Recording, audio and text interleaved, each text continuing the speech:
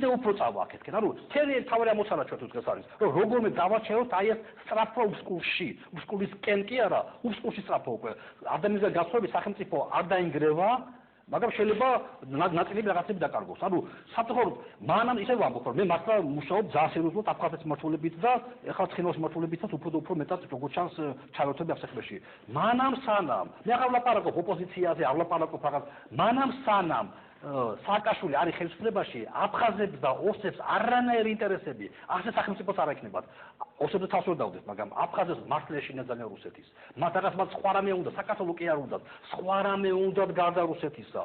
და სხვა რამე მათ არჩევანი არ აქვს, აგერ შავი ზღვა და აგერ საქართველო. სხვაღაც შეხოცა ხდებიან. ანუ სხვა გამოსავალი მათ არ აქვს. ეს არის ძალიან გრძელვადიანი საქმე. სულ ცოტა წლიანი საქმე არის, სადაც ჩვენ დაუბრუნდეთ იმ მდგომარეობას, რომელიც იყო 2004 წლისათვის, როცა სააკაშვილმა განახორციელა, მაგრამ ზოგადად 10 წელი არ უნდა.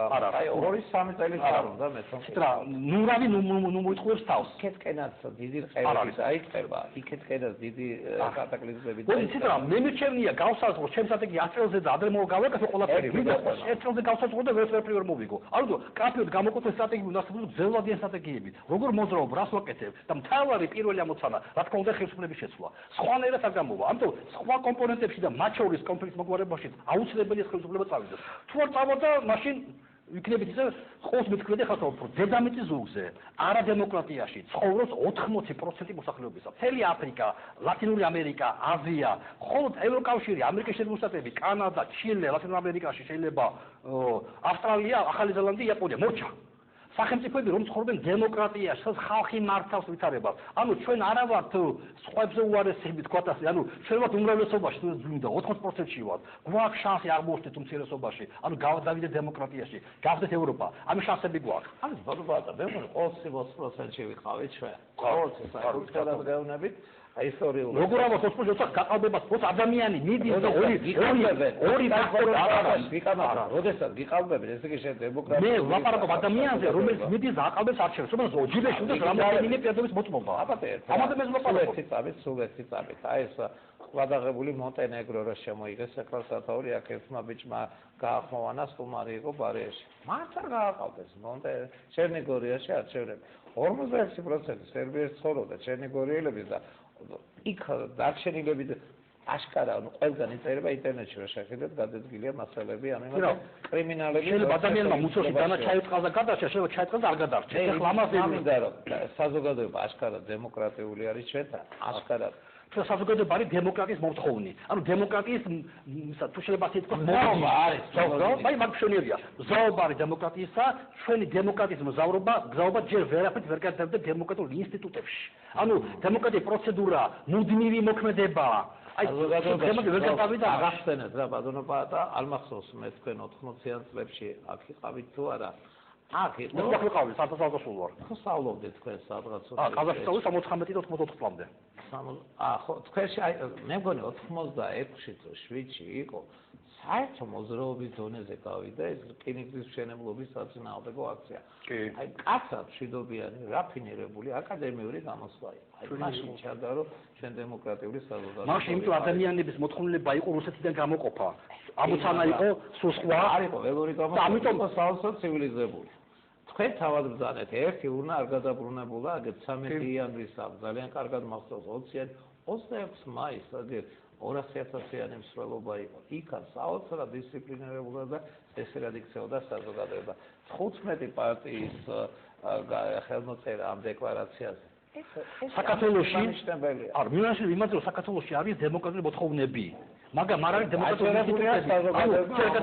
დაახლოებით რა არის ადამიანი უკვე ისე წომან შევიდა რომ უკვე მოთხოვნილება ქორწინებისა და ჯერ დაქორწინებულა მაგრამ შეიძლება დაქორწინდეს არასდროს მაგრამ მას შეუძლია დაქორწინდეს უკვე მიაღწია მწვანებას იურიდიულადაც და ფიზიოლოგიურადაც ანუ საქართველო არის მზად დემოკრატიისათვის მაგრამ არ დაუწყია დემოკრატიის ანალიზი დაიწყეთ აი გახსოვთ ეს უპატარძლო ქორწილი არის ხალი დაათეს აი სასიძოს თავადება ფინანსში რადგან მე ხოდა იბრუნა ხოდა აი ეს საჭირო ხალხესდეს უნდა გასულდება არ გაკეთდეს ეს იმედია ვისულდება და ამიტომ არო მე მაინც 20%-ში ვარ ჩვენ და ყოველთვის ჩვენ გვაქვს ახლა გადავეცაბოთ ჯერ არა ვართ ახლა კი ბატონო ვიკამოთოთ არა ვართ ჩვენთან არის ჩვენთან არის არჩევითი დემოკრატია, ჯერ არ არის წარმომადგენლობითი დემოკრატია. ანუ რატო აყალბებს ხელისუფლება არჩევნებს? რატო არ აყალბებს სხვაგან? რუსეთში რატო არ აყალბებს? არ ჭირდება, იმიტომ რომ სტალინს ჩაეტარებინა არჩევნები, გააყალბებდა და არ დაჭირდებოდა. ყველა მისცა ხმას. ყველა ღმერთმა ნამდვილად არ მიდას სხვა ქვეყნებზე თუნდაც აზერბაიჯანში აყალბდება არჩევნები, როგორ წესი არ აყალბდება. ცუდად, იმიტომ რომ მოსახლეობის უდიდესი ნაწილი ხმას აძლევს ალიანსს ასე შედა. პროპაგანდას უჯერებს. ანუ მე ის პამინდა, რომ საქართველოში აუტანელია ეს. ამიტომ საქართველოში ხალხი მიდის არჩევნებზე, მაგრამ ბოლომდე აღარ იცავს უკვე. საჭირო ამის ხელშეწყობა, რომ დავაჯეროთ, რომ ეს მათი სახელმწიფოა, ჩვენი სახელმწიფო კი არა მარტო ვიღაც ოპოზიციის და ვიღაც სააკაშვილის, არამედ ხალხის სახელმწიფოა ესა. და კეთილი ვინებოდა ბოლომდე მივხედოთ ჩვენ სამშობლოს, როგორც ჩვენ ოჯახს უვლით, როგორც ჩვენ შვილებს უვლით, ისე მივხედოთ ჩვენ სამშობლოს. თუ მართლა ვართ ერი, რაც გვე ნაცია. მაგრამ თუ მოთ ეროვნება და ჯერ კიდე ვართ პოსტ-იმპერიულ კონტექსტში და ჯერ კიდე ვიღაც ქარის სკოლას ვებძვით, არა, ზოგი ამერიკას ებძვის, ზოგი რუსეთს ებძვის, არა, მაშინ რა თქმა უნდა, ჩვენ თავს უნდა ვებძო, ჩვენ თავი დამოვქარჩოთ ამ ჭაობიდან ჩვენივე ხელით. გვაქვს ამის შანსები. აი, ისეთი ავტორიტარული და დიქტატორული რეჟიმი, როგორც 21 წელს დამყარდა ამბროსი ხელაიან, როდესაც ის წერილი გენუაში საზოგადოება იყო ჩვენთან და არის და იქნება. იგივე გაიხსენეთ. საზოგადოება სახელმწიფო სხვა რაღაცებია. აბა ერთ წამით რა საზოგადოებისგან ყალიბდება ის რაღაცა მძლავრი, რასაც სახელმწიფო ქვია. გაიხსენეთ ეკლესიაში, საკათედრო ტაძარში მთელი თბილისი რომ იყო გირგლიანის სამსლებით. გირგლიანს მეტი ყურადღება ჭირდებოდა საქმეს, გირგლიანის საქმეს მეტი ყურადღება ჭირდებოდა. რასაც უნდა შეიძლება ვიღაცისთვის უცნაური რამე თქვა, არ 7 ნოემბერი, არც 5 იანვარი, არც 21 მაისი, არც 7 აგვისტო. არ არის ისეთი მძიმე მოვლენა ქვეყნისას, როგორც გირგლიანის ყოლობა. ეს არის ყველაზე აქედან დაიწყო ყველაფერი და როცა სახელმწიფო გახდა მკვლელი. აი ესა ყველა საშინელება. პოლიცია რომელიც ქმნის საზოგადოება თავის პიადიდან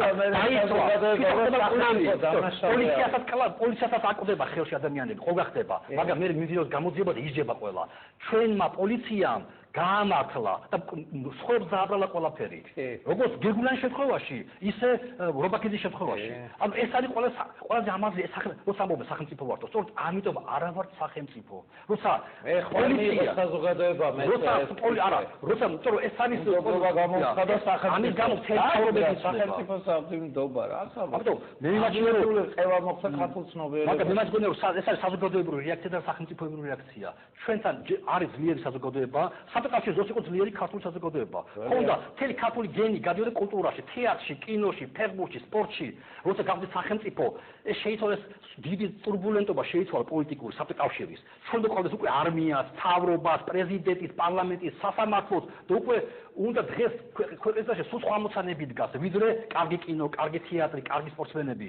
ვართ, აი ჩვენ ეს ამ გამოწვევაზე ვართ. ამას სახელმწიფო ჭირდება. მარტო საზოგადოებრივი ნატურში საკმარისი არ არის. ამას ჭირდება სერიოზული ოპერატორი ზემოდან, რაც არის სახელმწიფო. პოლიცია ვერ გამართლა, სასამართლო ვერ გამართლა, ადგილმოწმე ორგანოები ვერ გამართლა, პრეზიდენტი ვერ ინსტიტუტზე ლაპარაკობ, პრეზიდენტი ვერ გამართლა, პარლამენტი ვერ გამართლა. ანუ სახელმწიფო სტრუქტურები არ არსებობს. შეიძლება კაი სპორტსმენები ვიყავ, შეიძლება კარგი მსახიობები ვიყავ, შეიძლება ეს შეიძლება სხვა სახელმწიფოშიც იყოს. იმპერიაშიც კი შეიძლება იყოს ასეთი ნეირონული გამოვლინებები. ჩვენ მეტი გვინდა, ჩვენ დამოუკიდებელ გვინდოდა, სახელმწიფოებრივი გვინდოდა. თუ გვინდოდა, მოდით რა ვიყოთ სახელმწიფოებრივი ხელში. გვაქვს ამის შესაძლებლობა. დღეს ქვეყანაში თუ ლაპარაკობ საკასოს ამოეწურა რესურსებიო. საზოგადოებას ამოეწურა რესურსები. ღვთის მადლით აღარ ბაძებს ახალ ლიდერებს. ლიდერები გვინდაო. ძალიან კარგია, რომ აღარ აყოს ლიდერები. ანუ იქ გაიშალა ფრონტი. ანუ ყველა გამოვიდა პოლიტიკაში, ძალიან კარგია. ანუ ღვთის მადლით უკვე ისეთ ვიცარება, რომ ყოველი ადამიანი რეაგირებს რეალობაზე. საზოგადოებაში ამოეწურა ლოდინის რესურსები, ამოეწურა ვიღაც გმირების ლოდინი, ანტიგმირების ლოდინი, რუსეთის იმედი, ამერიკის იმედი, ევროპის იმედი. დადგა რა რომ ყველა ეს რესურსი 10 კარები რო გაქვს წინ და ერთი არ ჭეშმარიტება მარტო. შეიძლება დაიწყო პირველი კარები და ბოლოს ნახო ჭეშმარიტება, შეიძლება პირველი კარები რო გააღო და გახვიდე ჭეშმარიტებაში. მაგრამ არ გამოვიდა პირველი კარები. ბოლო კარები აღმოჩნდეს, მაგრამ მოდით გავაღოთ ახლა ბოლო კარები და გავიდეთ ამ ჭეშმარიტებაში, რომ ხალხმა აიღოს თავისუფლად ხელისუფლება და ხალხი გახდეს მართლა ქვეყნის პატრონი. საინტერესო მოსაუბრე ხართ და მადლობა მინდა გიცათ აი ამ საუბრისას, გულწრფელად გეუბნებით, სიამოვნებს რო გისმენ და დარწმუნებული ვარ, ყველა ჩვენი მაყურებელი დღეს მრავალათასიანი მაყურებელი აღშტოვანებული იქნება თქვენი აი ამ ანალიზით. დიდი მადლობა. დიდი მადლობა თქვენ. არა, ძალიან დიდი მადლობა მინდა გითხრათ. ძალიან გამიხარდით რომ ჩვენი სტუმარი იყავით მადლობა. ბატონი პაატა ზაქარიაშვილი გახდა ჩვენი სტუმარი დაგველოდეთ ბატონებო რამდენიმე წუთში აგერ ჩვენ გვექნება ძალიან საინტერესო ახალი გადაცემა არის პრეს ექსპრესი ძალიან საინტერესო ჟურნალისტები და მათეულ ანალიზს იხილავთ აი ამ გასული ერთი კვირის პრესს ორშაბათობით ძალიან ბევრი გაზეთი გამოდის და ეს ადამიანები შეეცდებიან მე ვფიქრობ დამოუკიდებელ და ობიექტურ შეფასებას ქართულ პრესაში ანარეკლისა იმისა რაც ხდებოდა საქართველოში. მადლობთ რომ ისმენთ და გოგოდეთ კარგად გამდებოდეთ.